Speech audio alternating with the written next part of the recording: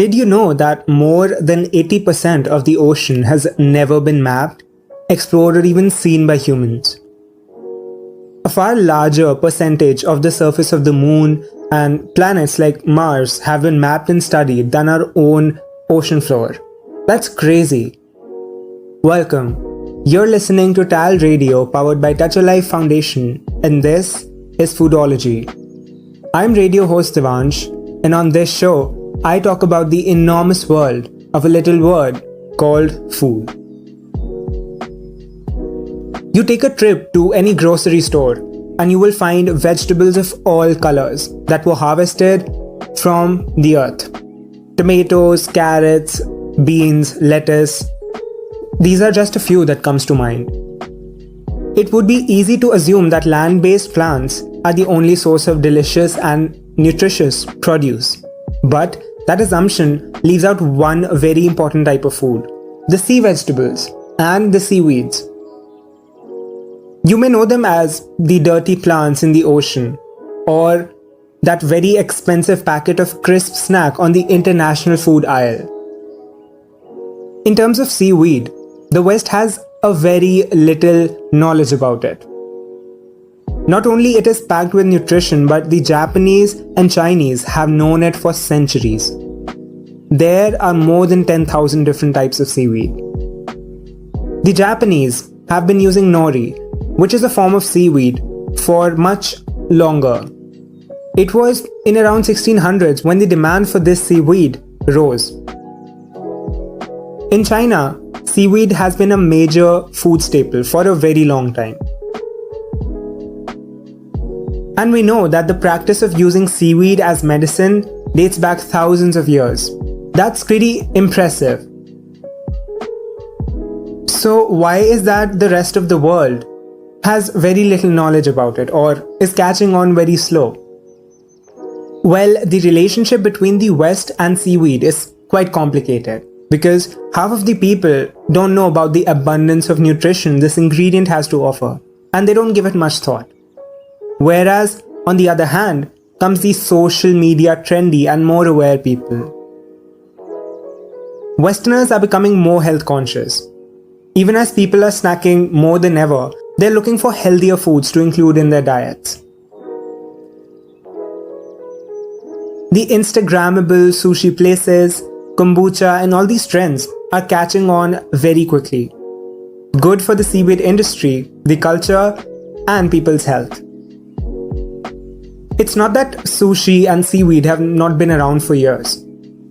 I think to answer the question that why is seaweed so underrated is simply cultural, nothing else. Apart from food, the demands for seaweed for biofuels, pharmaceuticals, toothpaste, fertilizer, and industrial gels is also blooming.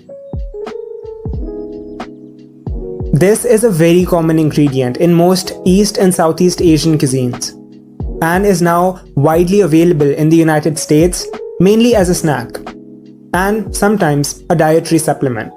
And for good reason, eating seaweed is a super healthy and nutritious way to add extra vitamins and minerals to your diet. Eating it regularly may even boost your health and help protect you from certain diseases. Seaweed this, seaweed that, I keep saying like it's nothing. But if you're half of the people who are not quite sure about what seaweed is, let me tell you. For thousands of years, cuisine from the coastal nations around the world have featured and celebrated the salty flavors of seaweed. Countries like Japan and China, they're famous for their algae-based broths, seaweed, wrapped in fish. Even Nordic cultures, Polynesians, and people from Caribbean, they have also included sea vegetables in their diets throughout history. In the simplest words, seaweed can be defined as the plants and algae that grows in the oceans, seas, rivers, and other water bodies. Some seaweed are microscopic, such as the phytoplanktons that live suspended in the water. Some are huge, like the giant kelp, that grow in abundant forests and crowd the underwater like the Amazon forest. Life came from the ocean, so it would be inconsiderate to assume that food did not. Records suggest that humans ate seaweed even before cultivation of crops began. Seaweeds are believed to have originated around 3.5 billion years ago. They have been a part of the human diet for a millennia, with a good reason. Seaweed is higher in vitamins and minerals than any other class of food. In Europe, during the Roman Empire, sea vegetables were mainly used as an ingredient for medicine. Ancient Greeks fed their animals with seaweed, and also some types of marine microalgae. They were also used as a form of drying agent. Kombu, Wakame, and Hijiki, these three seaweeds, which are favored in Japan, have made their domain in America, courtesy of George Oshawa. All three of these seaweeds are strong tasting and are most commonly used in soups where cooking helps to temper their flavors and make them tender and more digestible. There also have been many folklore associated with seaweeds. It was believed that you can predict the weather by observing the changes in seaweeds. When seaweeds are dry and crisp and they're left outside, the strand will remain rigid and dry when the weather is to remain good. But when before it rains or thunderstorms, the seaweed will become wet and moist long before such events.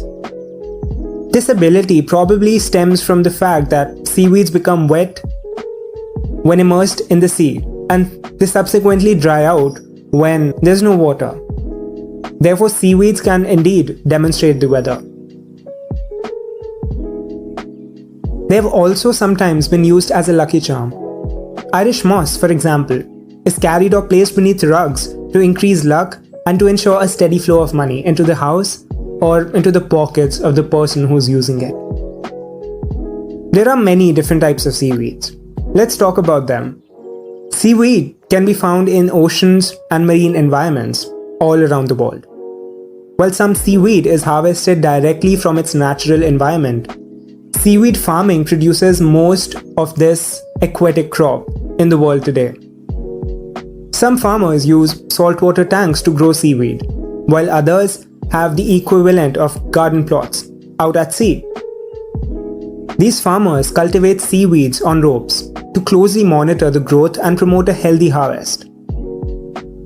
I told you earlier that there are more than 10,000 varieties of seaweeds. These are either gathered or they're cultivated. Let's talk about some of them. Kombu. Kombu is a type of kelp and one of the most popular edible seaweeds in East Asia. Hokkaido, which is the largest island in Japan, is one of the largest producers of kombu. It is cooked in water with bonito flakes. Kombu is the main ingredient of dashi, which is the soup stock that is the foundation of many Japanese dishes. Kombu is also steeped in water to make a Japanese tea known as kombucha, which is slightly different from the fermented drink which is popular in the US. Nori. Nori is perhaps one of the most popular seaweeds. It is a red algae commonly used in Japanese food to wrap sushi. It is also known as gim in Korea and laver in Ireland and Wales. This was originally consumed as a paste in Japan, up until the Japanese paper making process, which turned nori into dried sheets. Irish moss. Irish moss is a purple and red algae native to the Atlantic shorelines of the US and Europe. Irish moss resembles miniature trees, with branches fanning out from the stem. This ingredient can be found in a lot of desserts like tapioca, ice cream, thickened drinks, and whatnot. Dulce. Dulce is a reddish seaweed from the colder waters of the Northern Atlantic and North Pacific Oceans. This was first harvested in Scotland and Iceland over 1,000 years ago. Dulce has a soft, leathery texture, a taste which is quite similar to that of bacon. Dulce is a popular bar snack in Canada. It is sold in dry flakes, shredded or ground into a powder. This has a variety of culinary uses. It is used in soups, baked into chips, even used as a meat seasoning. The Irish use dulce to make their famous Irish soda bread. Wakame. Wakame is another type of kelp, mainly found in cold, temperate coasts of Northwest Pacific Ocean. It is also called miok or sea mustard. This is processed, dried, and then formed into strips that look like sea raisins, since it is somewhat shriveled up. Wakame is a staple ingredient in some recipes like the famous miso soup, as it has a subtly sweet yet distinctive and strong flavor, and a great texture. Wakame can also be used in salads and other recipes. This can be included in stir-fried menus and basically a lot of savory dishes. Hijiki. Hijiki is a brown algae that can be found growing along the coast of Asian regions such as Japan, China, and Korea. It has played a great role in Japanese cuisines. This seaweed is great for weight loss and promoting a healthy digestive system. Hijiki gives a sweet, clean taste, almost a mushroom-like texture. Used in salads, soups, and vegetarian dishes alike. This is totally delicious. Seaweed is extremely versatile, and it can be used in so many dishes, including sushi rolls, soups, stews, salads, supplements, and smoothies. The best part is that seaweed is highly nutritious, and a little goes a long way. There are many researches backing up the amazing benefits of this food. Seaweed contains certain beneficial nutrients that can keep your heart healthy. It is a good source of soluble fiber and omega-3 fatty acids, both of which are beneficial for your heart. Studies suggest that including seaweed as a part of a healthy, balanced diet may support blood sugar management and can potentially reduce the risk of type 2 diabetes. It is rich in many vitamins and minerals like calcium, potassium, vitamin C, folate, beta-carotene, and vitamin K. Like other vegetables, seaweed is also a source of antioxidants. These compounds have cancer prevention qualities, especially when consumed regularly. It is used in many cosmetic products. In fact, seaweed is one of the ingredients in Korean skincare which make it stand out and superior from any other products. It's detoxifying, rejuvenating, antioxidant, and a humectant. Seaweed is one of the reasons why East Asian skin is so desirable throughout the world. Not just health and skin benefits, the cultivation of seaweed fights climate change, soaking up the carbon dioxide and locking it away. And for added benefit, seaweed grows far faster than land plants, making it even more efficient at getting rid of carbon dioxide, and in turn reducing global warming. Now that you know all the basics of seaweed, you must know how to incorporate them into your diets to extract all these benefits. Seaweeds are very versatile. There are quite a few ways you can enjoy them. Dried seaweed would need to be soaked in hot water and rinsed well before use. Some thicker and tougher seaweeds like Kombu might be better sliced thin or boiled. Seaweed is available widely as a snack. You can simply snack on some nori and dulce chips.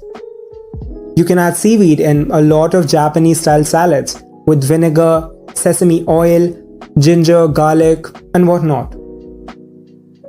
Seaweed tastes delicious in broths and soups. You can easily add seaweed in a lot of different soups. Seaweed, which is available as flakes, can be sprinkled into salads, rice, soups, marinades, and so many other dishes.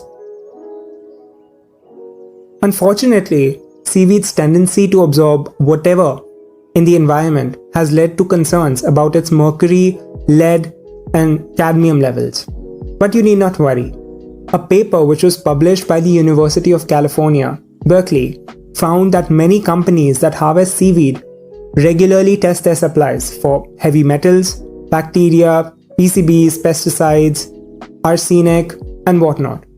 Meaning that the seaweed found in most grocery store shelves is extremely safe for regular consumption. It is so rare that a single ingredient can deliver so much flavor while still appealing to a range of different diets and lifestyles. More and more people are tapping into seaweed's flavor potential. I think it's time you benefit from doing the same. Thank you so much for sticking around with me on this episode of Foodology. I had an incredible time talking to you. This is radio host Devansh signing off. Hope you have a beautiful and a magical day ahead. See you soon.